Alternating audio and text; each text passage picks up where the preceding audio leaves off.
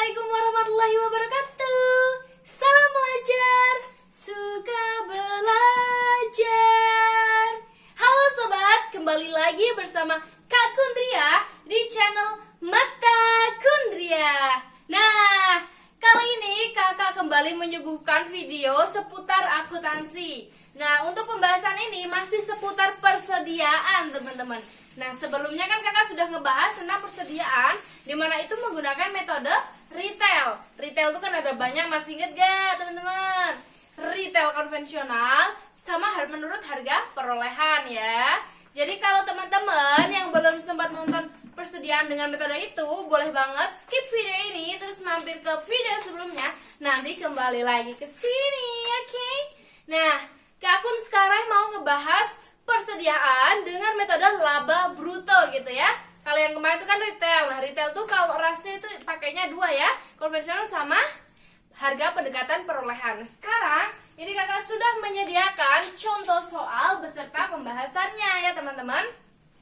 Kak Kun bilang dulu intinya kalau persediaan dengan menggunakan metode laba bruto itu tuh biasanya digunakan apabila suatu perusahaan itu mengalami kecelakaan atau bencana. Contohnya seperti kebakaran, bencana misalnya tsunami dan lain sebagainya yang bisa membuat pencatatan itu hancur. Nah, tinggal persediaan.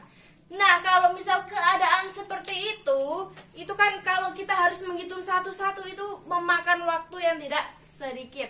Jadi, mereka mengestimasikan persediaannya dengan menggunakan metode laba bruto ya. Bruto itu apa artinya? Kotor, oke? Nah, kalau yang untuk metode yang kemarin itu kan retail. Kalau retail itu digunakan untuk perusahaan yang punya persediaannya cukup banyak, teman-teman. Banyak seperti apa? Masih ingat? Indomaret ya. Terus ada Alfamart, Giant dan lain sebagainya gitu. Oke, gak usah panjang lebar, kakak langsung masuk aja ke pembahasan dengan metode laba bruto, oke ya.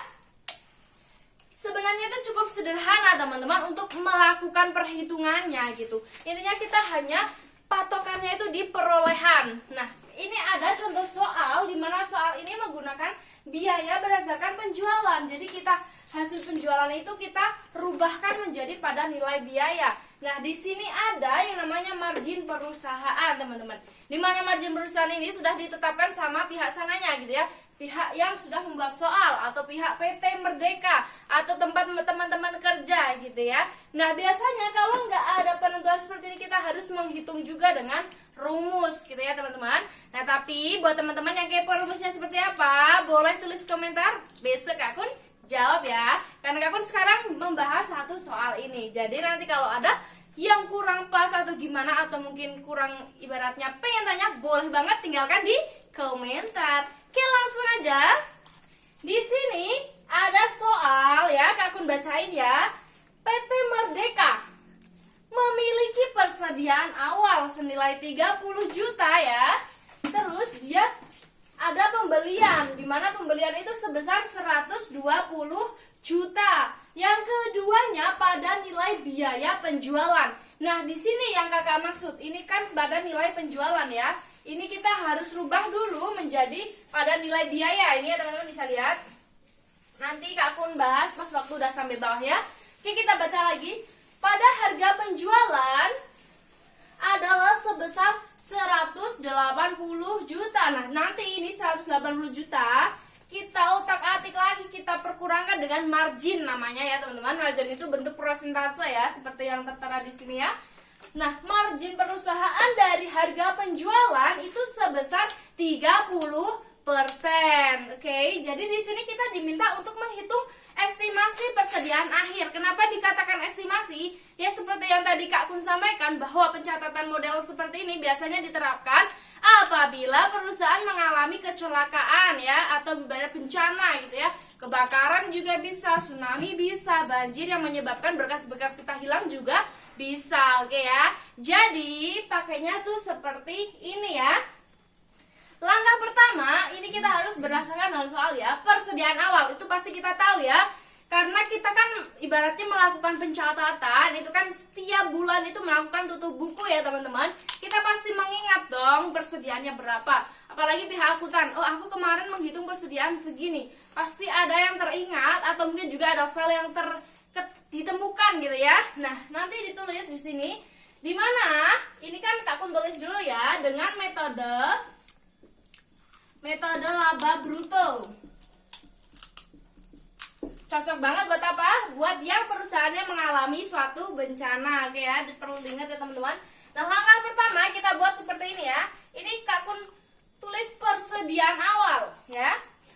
Kita harus tahu dulu barang yang siap dijual itu berapa gitu ya. Ini ya, barang siap jualnya itu berapa. Nah, barang siap jual itu kita dapatkan dari persediaan awal pembelian. Kalau misalnya ada retur, ada biaya angkut misalnya ada gitu ya teman-teman, ingat, atau misalnya di suatu perusahaan dan teringat, itu bisa kita masukkan ya.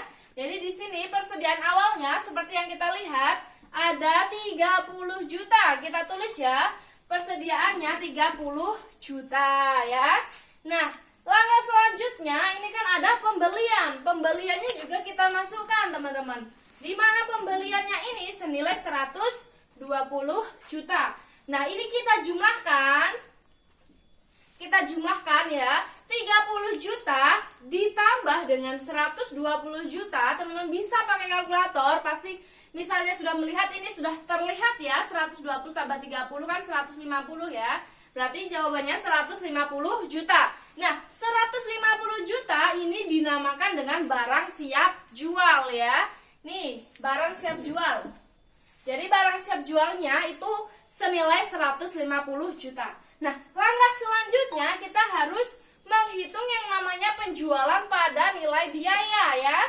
Karena ini masih pada harga penjualan, jadi kita masukkan margin untuk menentukan nilai tersebut ya. Nah, di mana di sini teman-teman bisa dilihat di papan ya, bahwa dia itu ini ya, pada nilai biaya penjualan itu ada harga penjualan sebesar 180 juta. Nah, setelah itu kan ada margin perusahaan. Nah, 180 juta ini kita kalikan dengan margin ya. Margin itu bisa kita sebut kalau sudah dikalikan dengan laba neto. Neto itu laba, ibaratnya itu jumlah ya, jumlah laba gitu ya. Karena ini kan selisih ya teman-teman. Oke, nah penjualan di sini kan tertera 180 juta ya. Nah, kita kurangkan dengan yang namanya margin. Margin itu nanti dikelola, kalau sudah dikali itu hasilnya namanya laba neto ya. Jadi 30% kita kalikan dengan 180 juta, di mana dia mempunyai harga penjualnya 180 juta. Setelah kita kalikan, coba teman-teman cek pakai kalkulator juga bisa. Tadi Kak Kun sudah menghitungnya ya teman-teman. Di mana 180 juta kita kalikan dengan 30% itu hasilnya 54 juta ya. Nah, setelah ini penjualan dengan ini kan harga penjualan ya. Dia melakukan penjualan itu harganya 180 juta. Kita kurangkan dengan laba neto tadi, teman-teman. Laba neto itu didapat dari apa? Penjualan dikalikan dengan margin ya. Nah, 180 juta kita kurangkan dengan 54 juta, teman-teman. Nah, setelah kita kurangkan, teman-teman bisa cek pakai kalkulator yang di rumah. Coba dihitung 180 juta kurangi 54 juta. Kak Kun menghitungnya itu jawabannya 126 juta. Nah, ya 126 juta ini dinamakan dengan penjualan pada nilai biaya. Kenapa? Karena kalau kita ingin menentukan persediaan, ibaratnya itu ini sama dengan HPP gitu loh teman-teman. Harga pokok penjualan gitu ya, hampir sama gitu. Karena itu kan pengurangan gitu ya. Jadi teman-teman, kalau misalnya mau menghitung ini kita harus menentukannya berdasarkan nilai biaya ya. Nilai biayanya sudah ketemu teman-teman, yaitu 126 juta ya. Nah, setelah sudah seperti ini, barang siap jual kita harus kurangkan dengan penjualan pada nilai biaya gitu ya. Kenapa pada nilai biaya? Karena kita itu kan membeli ya. Membeli itu pasti itu kan kita harganya 10.000 misalnya ya. Kita membeli 10.000. Nah, kalau kita menghitung persediaan, otomatis kita kurangkan dengan hasil penjualannya seharga yang kita beli. Biar kita itu pendekatan untuk estimasinya tuh uang real yang kita miliki nanti bisa kelihatan pasti gitu ya. Nah, setelah barang siap jual, ini ya, barang siap jual kan 150 juta ya teman-teman. 150 juta ini kita kurangkan dengan penjualan ya.